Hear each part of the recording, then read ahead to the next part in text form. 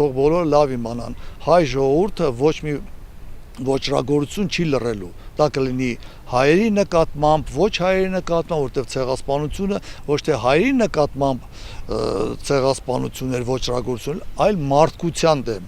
ինչպես միշտ հայերս այդ արհավիրքը առաջին ենք վերցնում մեզ վրա, բայց լավ իմացեք, որ մեր ազգը քաղաքակրթության հիմնադիրներից մեկն է համարվում եւ մենք թույլ չենք տա, որպեսզի քաղաքակրթության վրա ձեռք բարձրացնեն, նամանավանդ մեր մայրերի, տատերի, ծերերի վրա, մեր հողի, մեր ջրի, մեր հավատքի, մեր եկեղեցու, մեր գյուղերի, գիտեք քանի վարժարաններ են իրենք քանդել ու ավիրել։ Սա է մարդկության այդ լռությունը, որ լռում է, եւ հայերը վերցրեցին իրենց վրա այս մարդկային բեռը։ Եվ ես շատ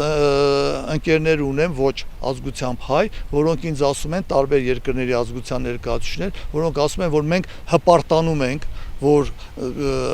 այսպեսի հայ ընկեր ունենք, որ հայ ժողովուրդը այսպեսի կարողացել է